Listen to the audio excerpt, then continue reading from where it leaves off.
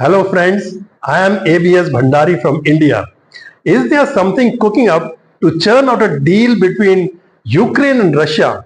The hopes are very high. Before proceeding further, let me remind you how India was bullied during the initial stages of Ukraine war. The West wanted to know whether India is on this side of line or on the other side.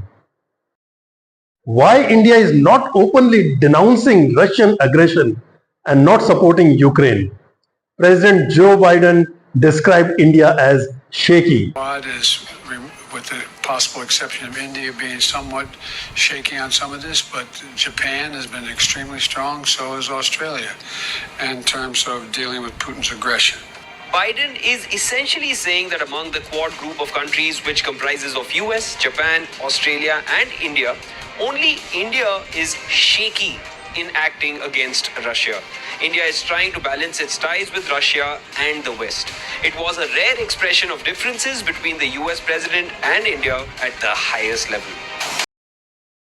Let's see what Indian Foreign Minister S. Jaishankar has to say about Russian oil and Europe's problem. We don't send people out there saying go buy Russian oil. We send people out there saying go buy oil. Buying Russian gas is not funding the war. I think I'm entitled to have my own side. I'm entitled to weigh my own interests, make my own choices. Europe has to grow out of the mindset that Europe's problems are the world's problems. But the world's problems are not Europe's problems. Friends, do you recollect Indian Prime Minister Narendra Modi meeting Russian President Vladimir Putin in Moscow on 9 July 24? The embrace between old friends came out naturally. They discussed Ukraine besides other bilateral issues. Did they discuss the possibilities of ending the war? Was Narendra Modi carrying a plan with him? Indian Prime Minister Narendra Modi is on the final day of a two-day visit to Russia. It's the first time he's been in the country since Russian President Vladimir Putin's full-scale invasion of Ukraine. Modi is set to attend official talks at the Kremlin today. Discussions, his office says, will further cement the two nations' strategic partnership. And what Narendra Modi is doing now is reaffirming that and talking about deepening that friendship. So these are very important symbols, the scenes of these two leaders embracing themselves on the steps of Vladimir Putin's residence outside of Moscow.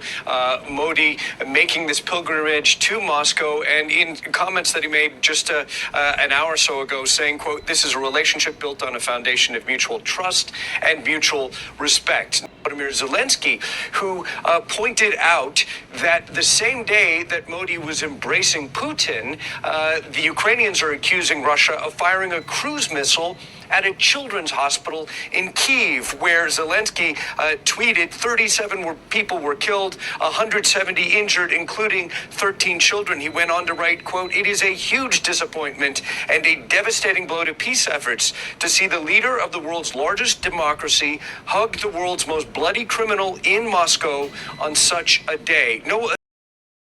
The discussion was taken further to President Volodymyr Zelensky's table when Modi reached out to him at Kyiv on 23rd August 24.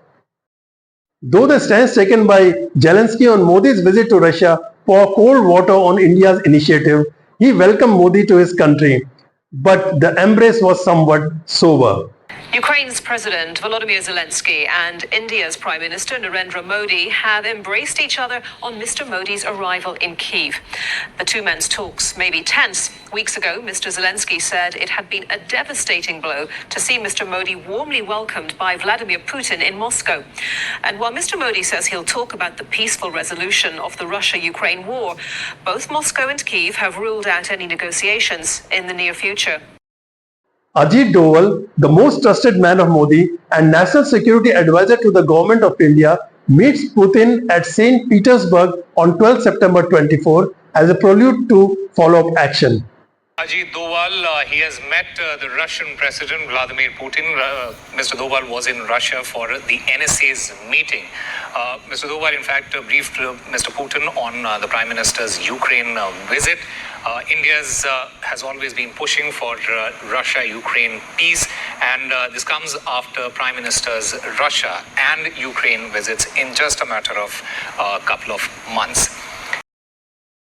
Was he further fine-tuning the peace deal or preparing a base for further discussions on peace deal during annual BRICS summit in Kazan next month? The group of emerging economies known as BRICS makes up more than 40% of the world's population and a quarter of the global economy. And more countries want to join the club, which aims to challenge a world order seen to be dominated by the US and its Western allies. But what exactly is BRICS? Who wants in? And why? Underscoring the growth potential of Brazil, Russia, India, and China, a chief economist at Goldman Sachs came up with the BRIC acronym in 2001. The group was founded as an informal club in 2009. Its creation initiated by Russia. South Africa joined the following year. After meeting Zelensky, Modi arrives for Quad Summit at Delaware on 21st September 24 and meets President Joe Biden. Prime Minister Narendra Modi's US visit included the Quad Summit and bilateral meetings to bolster global partnerships and regional security.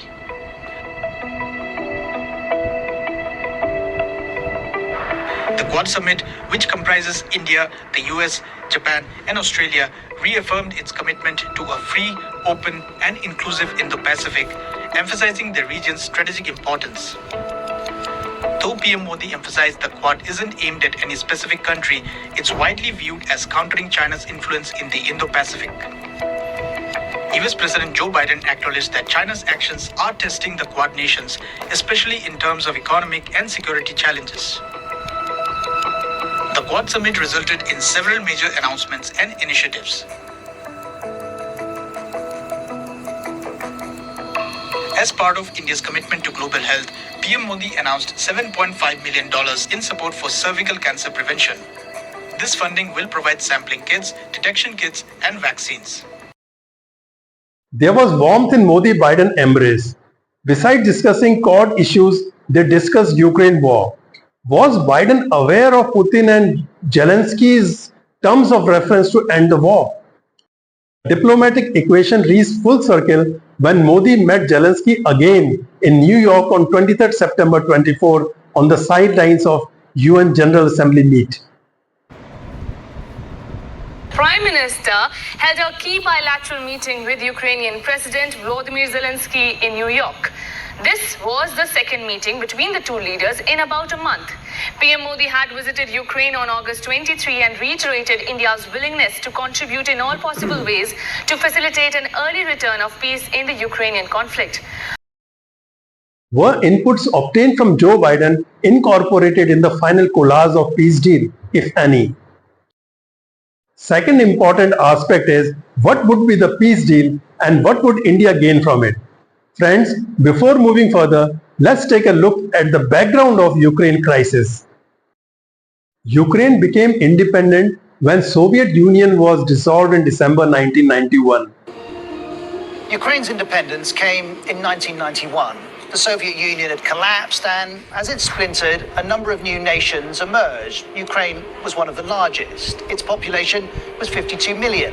It was 1,200 kilometers from east to west, and with that land came a huge farming sector, worth over $20 billion now, or close to 15 billion pounds. And as democracy moved east, this was a moment of optimism. In 1991, Ukrainians celebrated their first election. The US called it momentous.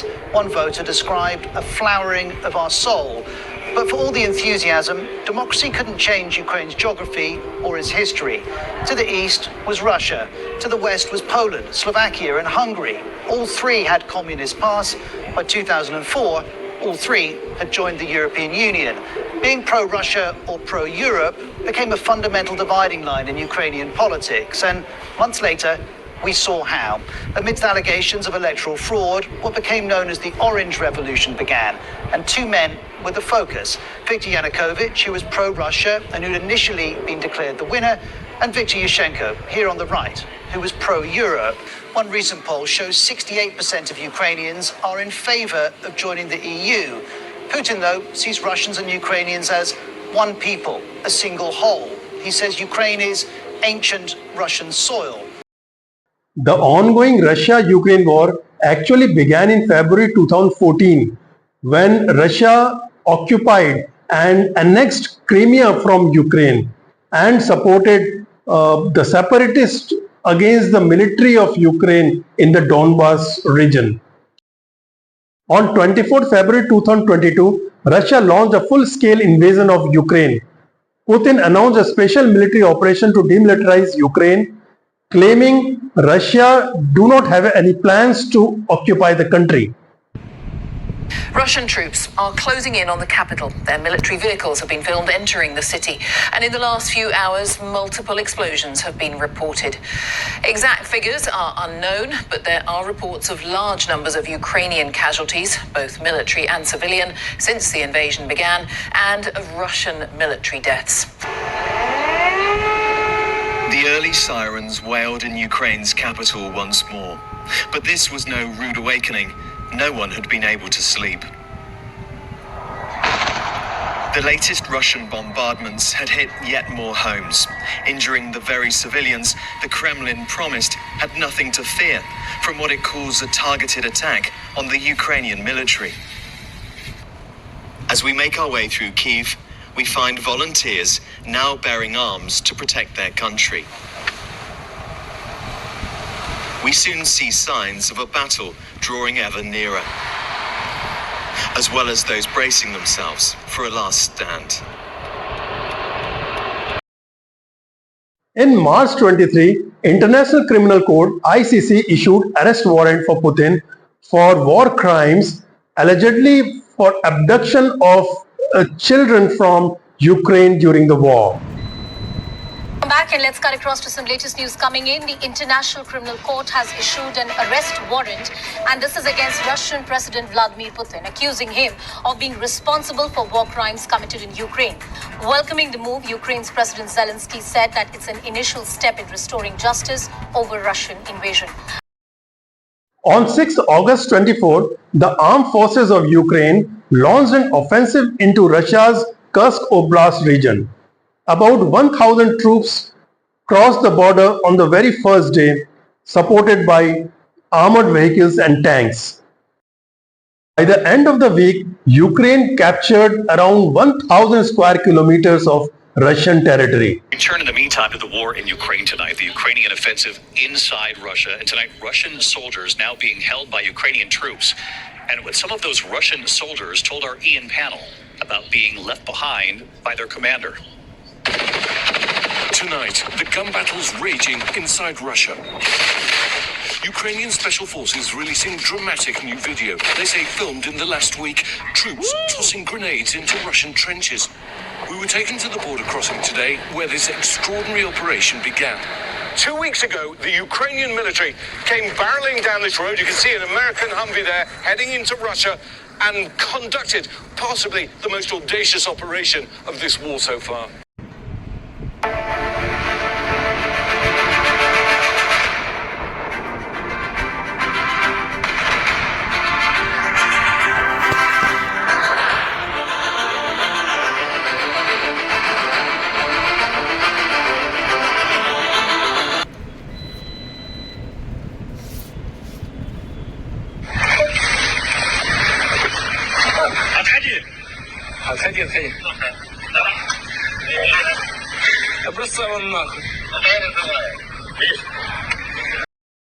A summit on peace in Ukraine was organized in Buggenstock Resort in Switzerland on 15th and 16th June 24, in which diplomats from 92 countries participated and 8 central organizations also took part. But the diplomats from Russia were not invited. In July, Zelensky said that diplomats of Russia should also be invited for the second round of conference in Switzerland. Excellencies, ladies and gentlemen, I would like to extend a warm welcome to you. Die anwesenden Präsidentinnen und Präsidenten werden sich nun zur Konferenz und zur Abschlusserklärung äußern. The President will now comment on the summit and the final declaration. Frau Bundespräsidentin, Sie haben das Wort. Ja, besten Dank, Exzellenzen, meine Damen und Herren. Dieses Wochenende sind hier auf dem Bürgenstock gewichtige Stimmen aus allen Kontinenten zusammengekommen. And everyone who really wants the war to end. I thank all the participants of the first Peace Summit for taking the first steps towards peace together. We are responding to Russia's full-scale invasion of Ukraine, not only with a full-scale defense of human life, but also with full-scale diplomacy. The dilemma with the United States is that it has too much on its table. The war in Europe, the war in Middle East, the China-Taiwan tension, and the Chinese hegemony in Indo-Pacific region. If long-range weapon systems, especially ICBM, are given to Ukraine by NATO to be used deep inside Russian territory, a probability of nuclear war cannot be ruled out. There are some disturbing questions arising out of Russia-Ukraine war. Firstly, an entertainer by profession was given a nation to rule, but he got adamant with NATO membership, which has yet to see the light of the day. Secondly, has NATO got a full-fledged country as a battlefield to test their weapon systems, and Zelensky may be just a scapegoat? And thirdly, has NATO achieved its aim in weakening Russia militarily or economically? Let's go through the demands of Russia and Ukraine for a peace dialogue. Russia wants two things. Firstly, recognition of Donetsk and Luhansk as DPR and LPR, and complete withdrawal of Ukrainian forces from that region. Secondly, a legal guarantee from Ukraine not to join NATO and become a neutral state. Как нам видится положение дел, в том числе и с учетом услышанного сегодня от господина премьер-министра, в Киеве все еще не готовы отказаться от идеи ведения войны до победного конца. На мой взгляд, саму мысль о прекращении боевых действий киевский режим не допускает еще и потому, что в этом случае исчезает предлог для продления военного положения. А наши мирные инициативы были изложены совсем недавно на моей встрече с руководством Министерства иностранных дел Российской Федерации. Не какая-то пауза, которую киевский режим мог бы использовать, чтобы восстановить потери, перегруппироваться и довооружиться. Россия выступает за полное и окончательное завершение конфликта. Условия для этого, как я уже говорил, изложены в моем выступлении в Министерстве иностранных дел. Речь идет о полном выводе всех войск Украины из Донецкой, Луганской народных республик, из Запорожской и Херсонской областей.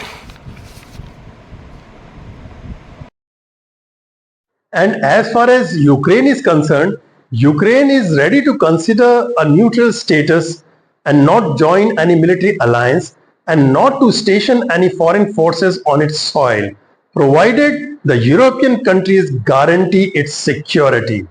And secondly, it wants Russian forces to vacate all its occupied territory. Once a peace deal is signed over territorial occupation, withdrawal of forces, and on the issue of NATO alliance, resolving other minor issues would just be a formality. These issues pertain to removing sanctions on Russia, cancelling arrest warrant on Putin, exchanging PWs, and war compensation. After successful leadership of G20 group of nations and having emerged as a challenger to China in global south, India needs a bigger role in the world. What would India gain from a Russia-Ukraine peace deal? If India succeeds in ending war in Ukraine, it will certainly earn a global peacemaker tag and may expect to get a permanent seat in UN Security Council.